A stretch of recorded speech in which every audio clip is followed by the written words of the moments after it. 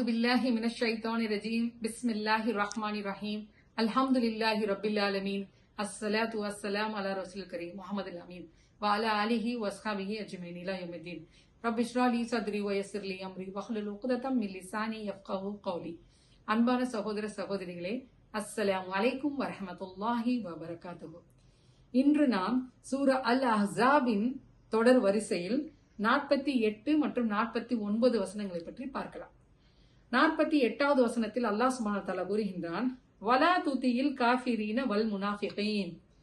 இதோட மீனிங் என்னன்னா, நிராகரித்துக் கொண்டிருப்பவர்களுக்கும் நயவஞ்சர்களுக்கும் நீங்கள் கீழ்ப்படியாதீர்கள். அல்லாஹ் ஒரு ஆர்டர் ஃபார்ம்ல நமக்கு சொல்றான். இதேதான் சூரா அஹ்ஸாப்ல முதல் ஆயத்திலேயே நம்ம இதைதான் நம்ம பார்த்தோம். அப்போ இதுக்கு ரிலேட்டடா இருக்கக்கூடிய இன்னொரு வசனங்களையும் நம்ம பார்க்கலாம். என்னன்னா 60ல 13வது வசனத்துல அல்லாஹ் சுப்ஹானஹு வ தஆலா சொல்லுவான், இறை நிராகரிப்பாளர்களை வலியாக கொள்ளாதீர்கள் அப்படின்னு சொல்றான்.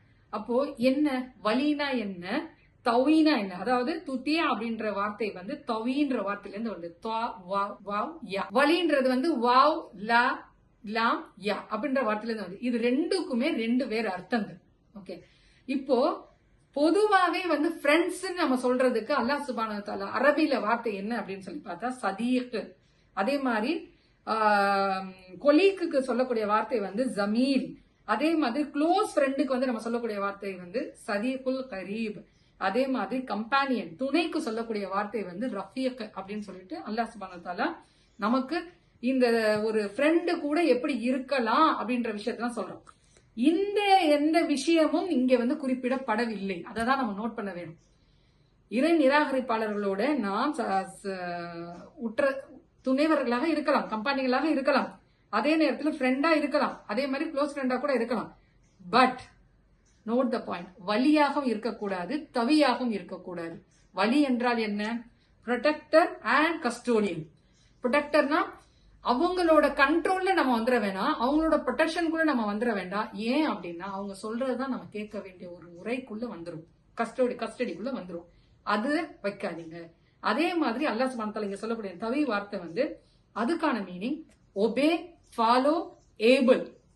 அதாவது முடிந்தவரை, நம்மால் முடிந்தவரை அவர்களிடம் நாம் அவர்களுடைய கருத்துக்களை அதுக்கு நீங்க செவி சாய்க்காதீங்க, கீழ்படியாதீங்க, அவர்களை ஃபாலோ பண்ணிட்டு போகாதீங்க அப்படின்னு சொல்றோம். இது எப்போ அப்படின்னா நமக்கு ஒரு மனதில் நமக்கு ஒரு குழப்பம் ஏற்படுகிறது, ஏதோ ஒரு விஷயத்தினால நம்ம பாதிக்கப்படுகின்றோம்.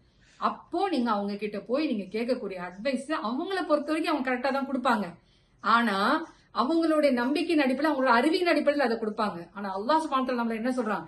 வஅதியுல்லாஹ வ அத்தியுர் ரசூல் வ உலுல் அம்ரு மின்கும்னு சொல்றான்.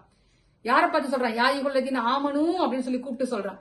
அப்ப நாம அல்லாஹ்வுக்கும் ரசூலுக்கும் தலைவருக்கும் தான் நாம கட்டுப்பட்டு இருக்கணுமே ஒழிய இந்த நேரத்துல அவங்கள பத்தி நம்ம கட்டுப்பட்டு இருக்க கூடாது. இது நமக்கு தெளிவா தெரியுது இந்த வசனத்தின் மூலம். அப்ப நாம என்ன பண்ணணும் அப்படின்னா, அவங்க நமக்கு ஏதாவது டார்ச்சர் பண்ணாங்க, இல்ல அவங்க சொல்றதுதான் கேட்கணும் அப்படின்னு சொல்லிட்டு ஏதாவது சொன்னாங்க அப்படின்னா வதா அதாகும், அவங்களுடைய ஹார்ம், அவங்க நம்மள கஷ்டம் கொடுக்கறத வதா நீங்க அதை விட்டுருங்க, அதை பொருட்படுத்தாதீங்க, அவங்கள விட்டுட்டு நீங்க விலகிடுங்கன்னு சொல்றாங்க. அப்புறம் என்ன அல்லாஹ் சொல்றான்னா, 3வது வசனத்துல இந்த சூரா அல் அஹ்ஸாப்ல என்ன சொன்னானோ அதே தான் இங்கேயும் திருப்பி சொல்றான். சோ ஒரு விஷயம் ஒரே அத்தியாயத்துக்குள்ள 2வது தடவை வரும்போது அது எவ்வளவு முக்கியத்துவம் வாய்ந்தது, அதுக்கப்புறம் அல்லாஹ் என்ன சொல்ல வர்றான், எவ்வளவு முக்கியத்துவம் வாய்ந்ததுன்றதை நம்ம புரிஞ்சுக்கணும். அல்லாஹ் சொல்றது வதவக்கல் அலல்லாஹி வகஃபா பில்லாஹி வக்கீலா.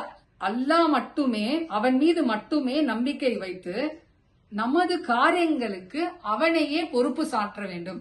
ஏன்னா அவன் தான் நமக்கு போதுமானவன், அவன் தான் வக்கீல், நமக்கு போதுமானவன், நமக்காக நம்ம விஷயங்களுக்காக அவன் தான் வாதாடக்கூடியவன். சோ அவன் கிட்ட நம்மளோட தவக்கல் வச்சிடணும், அதோட விட்டுறணும். அவங்க கிட்ட நம்ம எந்த ஒரு சண்டையும் போடக்கூடாது, எந்த ஒரு விஷயத்துக்குமே பண்ணக்கூடாது, அதை விட்டுறணும். சரி, அப்போ அல்லாஹ் ஏதோ ஒரு விஷயத்த சொல்ல வர்றான், அதனால அவங்களோட இந்த விஷயத்த நீங்க காது கொடுத்து கேட்க வேண்டாம்னு சொல்றோம்ல, அப்ப அது என்ன விஷயம்ன்றது 2வது வசனத்துக்குள்ள போவோம்.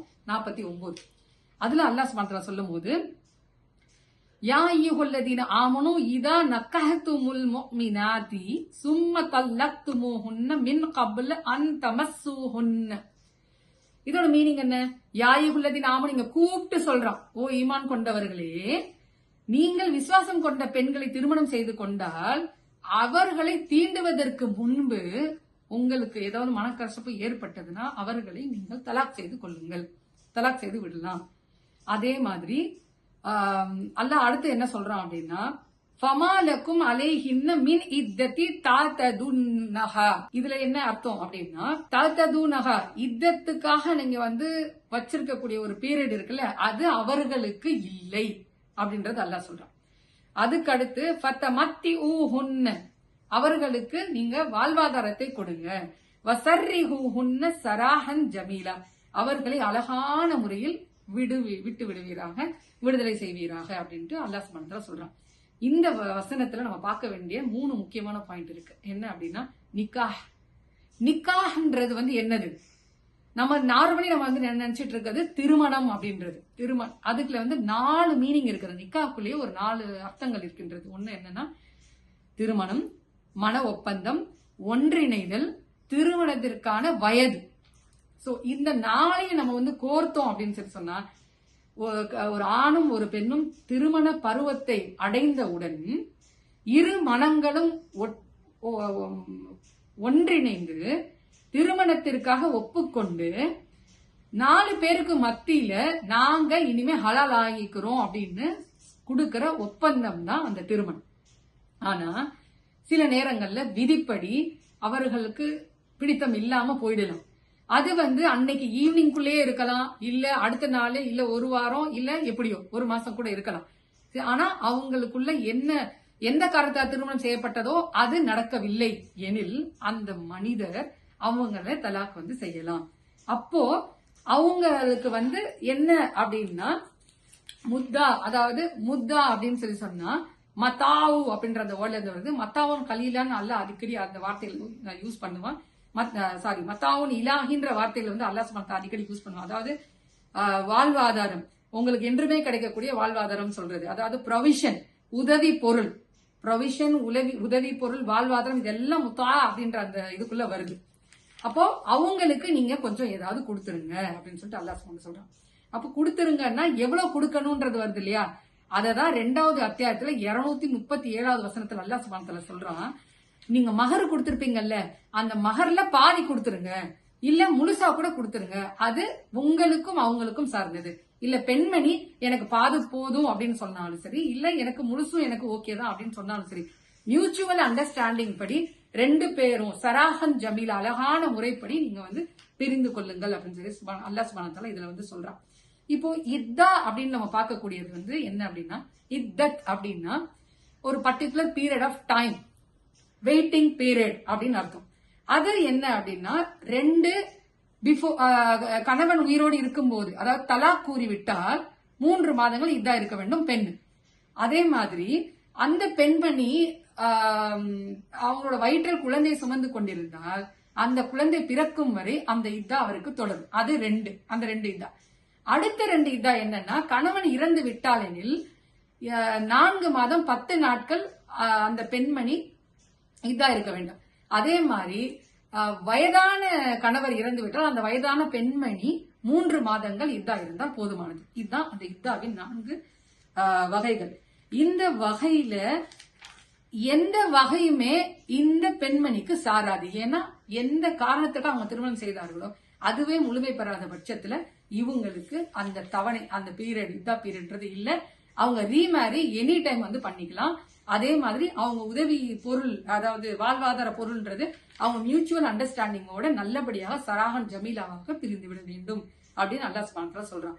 சோ ஒரு பிரச்சனைன்னு வரும்போது எப்படி நீங்க முடிவு எடுக்கணும் அப்படின்ற விஷயத்த அல்லாஹ் சுப்ஹானஹு வ தஆலா சொல்லிட்டு நமக்கு மெயினா நமக்கு சொல்றது வதவக்கல் அலல்லாஹி வகஃபா பில்லாஹி வக்கீலா, அந்த ஒரு வார்த்தையை மறந்துடாம இன்னைக்கு மெசேஜா நம்ம அதை எடுத்துட்டு போவோம் இன்ஷா அல்லாஹ். சகோதரிகளே, ஜஸாக்குமுல்லாஹு கைரன். வாஹிர் தாவானா அல்ஹம்துலில்லாஹி ரப்பில் ஆலமீன். அஸ்ஸலாமு அலைக்கும் வரஹ்மத்துல்லாஹி வபரகாத்துஹு.